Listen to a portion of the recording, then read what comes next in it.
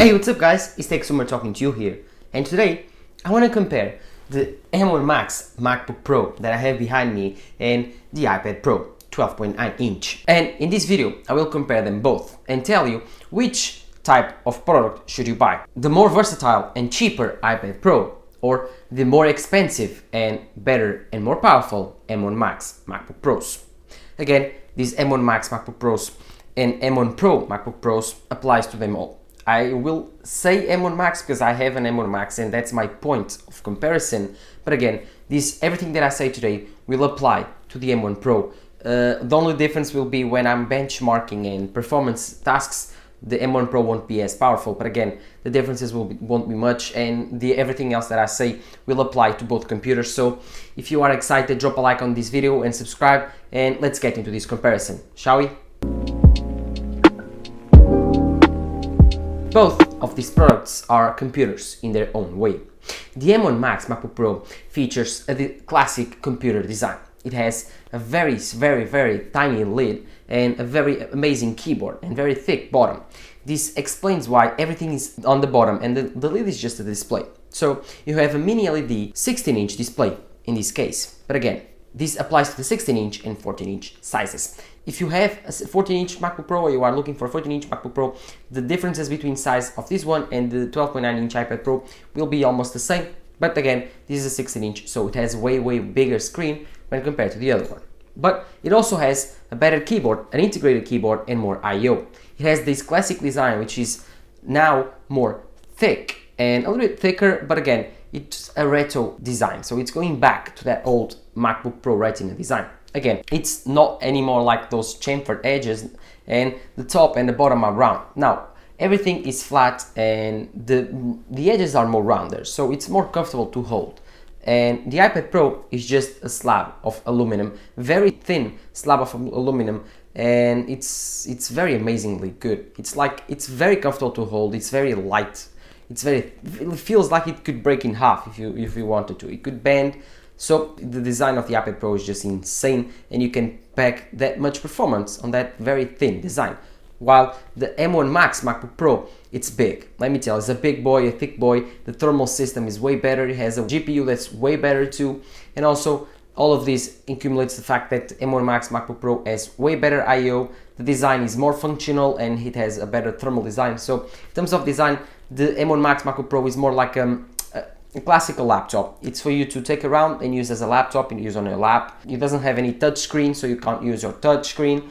While the iPad Pro has a keyboard, has a mouse support, it has touchscreen. Again, it's for different purposes. If you are more like a drawer and you need to use a lot of the Apple Pencil, you should go for the iPad Pro's design because it has a touchscreen and it also has 120 Hz. While if you are needing to work on Pro apps and you need more I/O on your computer, you should go for the M1 Max MacBook Pro because it has HDMI, SD card support, and of course 3 Thunderbolt 3 ports, while the iPad Pro only has one Thunderbolt 3 port. Again, that's the differences in the design. The iPad Pro is more an aesthetic design and less functional. It has a function which is to use the touchscreen, but everything else is it's in the background. While the MacBook Pro tries to hit every single level, forgetting of course about the touchscreen because the Mac is not about the touchscreen but about the trackpad experience. While the iPad Pro can do it both, use a trackpad, and the trackpad on the Magic Keyboard, if you buy one, which is at $400, it's quite good. It's actually that good and you can use it, and I would like Apple to introduce this type of trackpad and this type of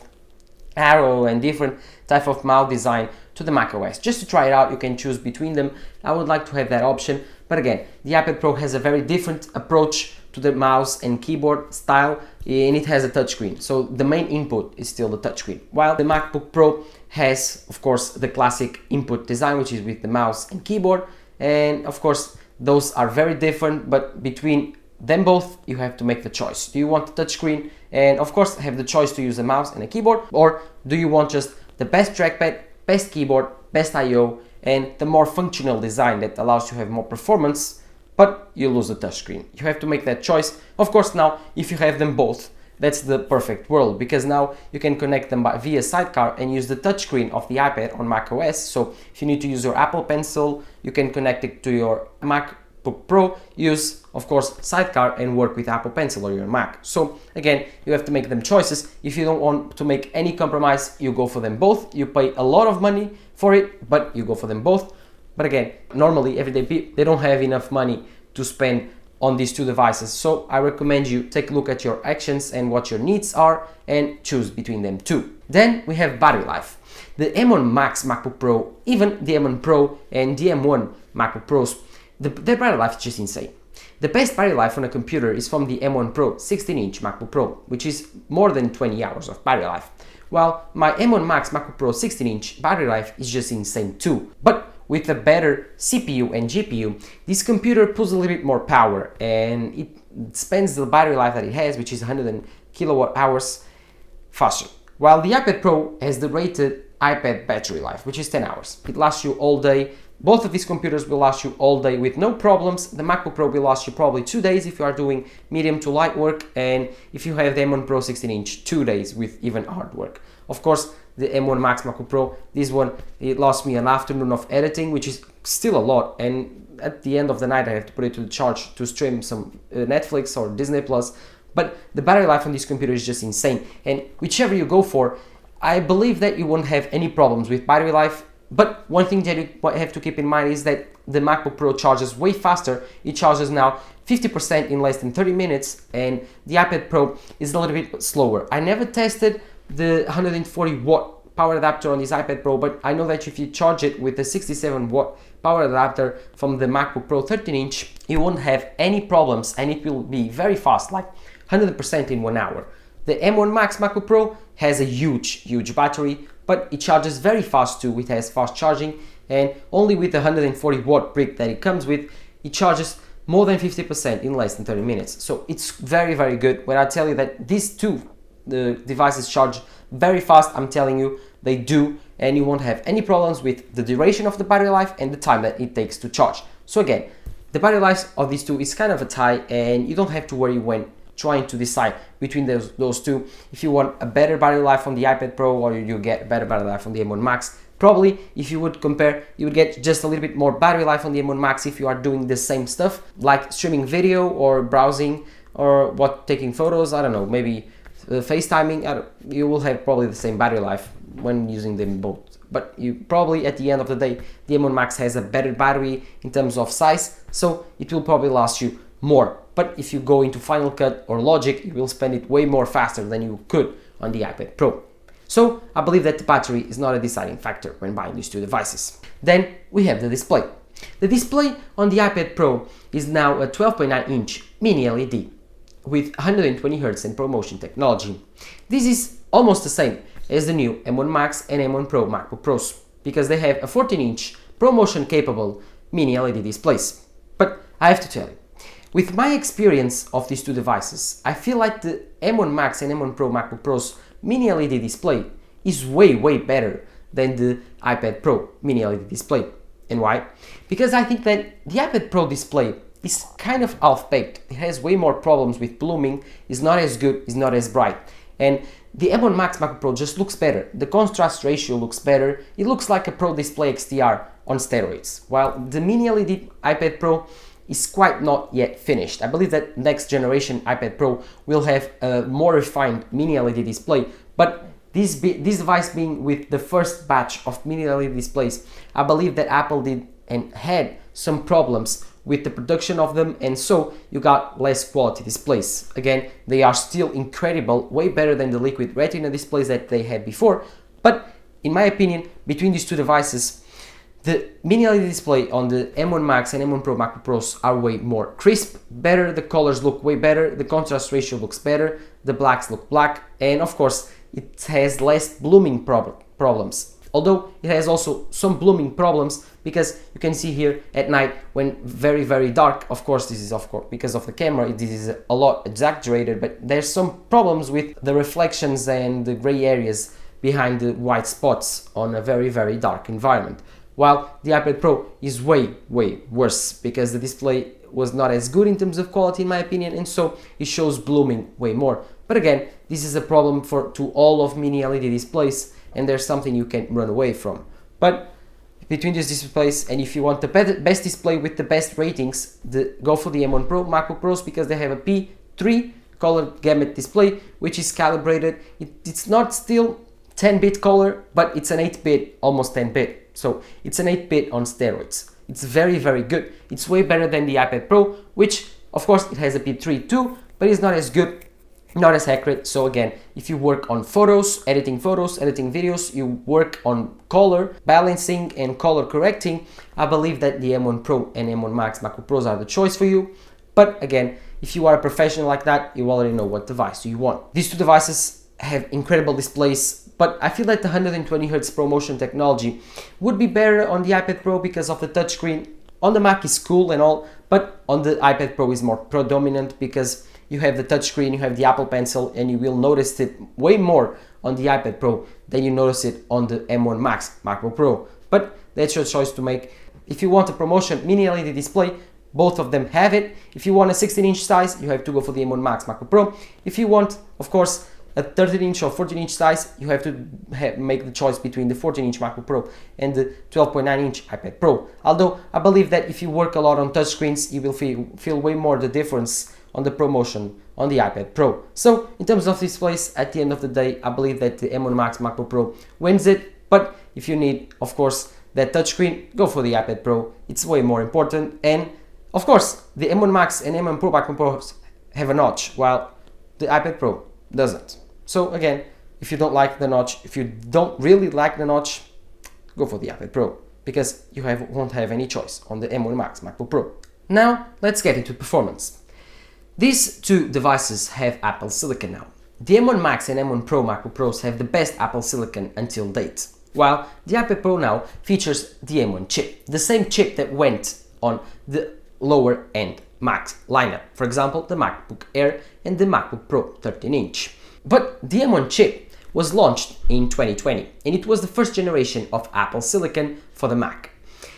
But in my opinion, the M1 chip wasn't a Mac chip, it was an iPad chip that Apple adapted to the Mac. So they brought the A12X and A12Z performance to the Mac, and they improved it on it, the efficiency too, and they put it on a better thermal design like the MacBook Air and MacBook Pro when compared to the iPad Pro, and the chip did very well. They had way more performance, it had way more efficiency, improved the battery life, improved the performance to everyone, and everyone loved the M1. The M1 on this iPad Pro is very, very fast, it is very, very responsive, you won't stutter in any type of task. So you can throw everything you can think of to this iPad, that it's available on the App Store, and the iPad won't choke. When editing videos, when exporting videos, 4K, 60, everything, it's very fast, very active, it's very smooth. It works very well, like you would expect. You won't need any single digit more of performance on this iPad Pro. Well, on the M1 Pro and M1 Max MacBook Pros, Apple introduced the next generation of Apple Silicon.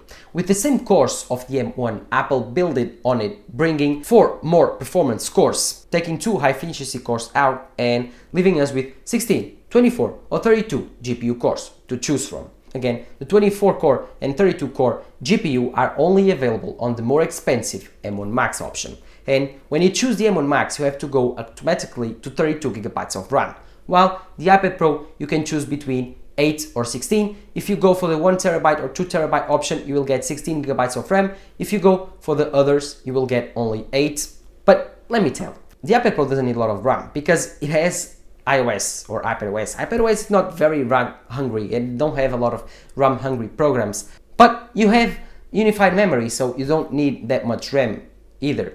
I have seen some tests from MaxTech and other YouTubers which compared the 32 GB of RAM option from the M1 Max to the 64 GB of RAM option on the M1 Max MacBook Pro, and they realized that only if you are a video editor on a multi-million-dollar video editing team or company and you need to edit videos from Hollywood or have, I don't know, thousands of tracks on Logic, it doesn't make sense to go for the 64 option, because the 64 GB option is $400 to $500 more expensive depending on the area you live in, and the 32 GB option is also overkill and it's way more than you need. So if you need a lot of RAM, like a lot of RAM, go for the 64, but I don't think it's worth it.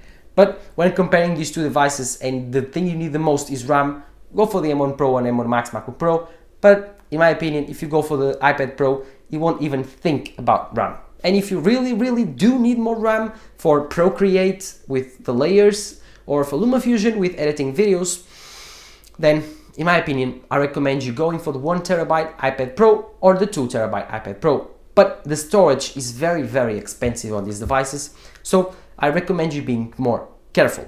In terms of benchmarks, the M1 Max MacBook Pro benchmarks are insane. In Cinebench, it's just ridiculous. It scores 12,900 points in single performance, which is just insane. It's in 4th place when compared to other computers and is one of the best, not the best computer that I ever tested on Cinebench. But in a more comparable benchmark like Geekbench 5, these two devices are closer than you think in single core. But in multi-core is where you see the most amount of differences. The iPad Pro 12.9 inch starts at $999. Now, it's more expensive than ever. This iPad Pro features a mini LED display and it has everything you can think of since the M1 chip. It has 8 GB of RAM, but it doesn't come with Apple Pencil or the Magic Keyboard. While the M1 Pro and M1 Max MacBook Pros and chip start at $2,000.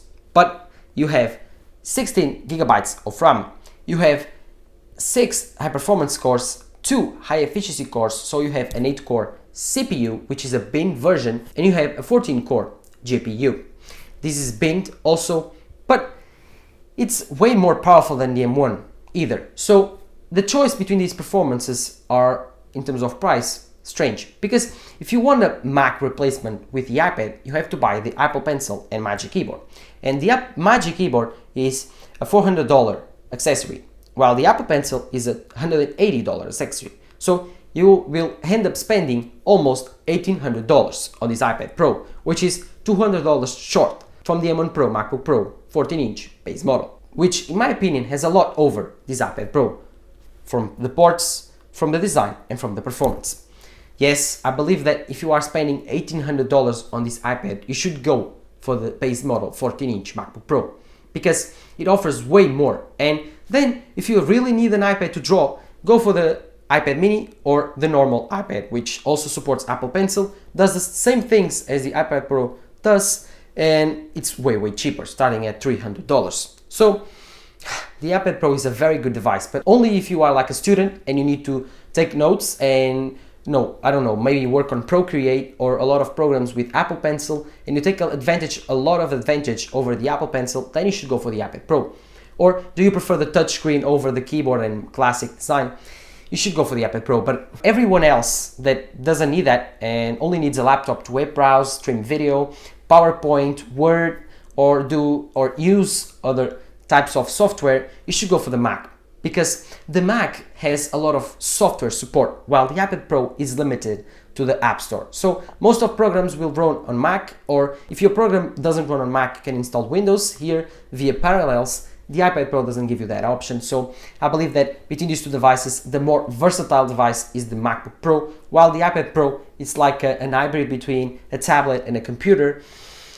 It's limited by the software, so I believe that Apple, if put the macOS or improved iPadOS, it would be an even bigger threat to the Mac lineup. But right now, it's kind of that weird spot where only for professionals that really do need the iPad will buy it. And of course, I recommend you getting the iPad Pro if you do have the money to burn, but if you don't and you have to choose between these two devices, I will recommend you at the end to go for the MacBook Pros. I don't know, maybe the M1 Pro MacBook Pro, the M1 Max MacBook Pro, but at the end of the day, if you don't really need the performance and you just need the laptop, go for the M1 MacBook Air or wait for the M2 MacBook that is coming out next year, because those two will be the value kings.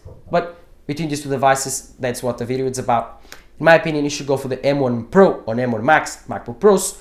If you have the money to spend on the performance and the extra performance, go for the M1 Max MacBook Pros. If you are limited by the budget and you do need a touchscreen, go for the M1 iPad Pro. But you have to think twice, maybe buy a used Apple Pencil and buy a used Magic Keyboard. That's a probably better deal for you if you want to save on money. But what are your thoughts on these two devices? Let me know in the comments down below. In my opinion, I have them both, and I gotta tell you, they work very well in conjunction using Sidecar. Very excited to try out Universal Control, but in between these two devices, I find myself using way more my computer now that I have to edit on it than the iPad Pro, which right now I just use to stream videos and make my thumbnails. And sometimes I edit some photos and some videos. But now that I have the M1 Max MacBook Pro, I haven't been doing it a lot lately. As for the speakers, the iPad Pro features a quad speaker system with 2 on each side. It's pretty good, but not as good as the M1 Max MacBook Pro, which, in my opinion, has the best speakers I've ever heard on a mobile device. It's just insane. Take a listen and see yourselves.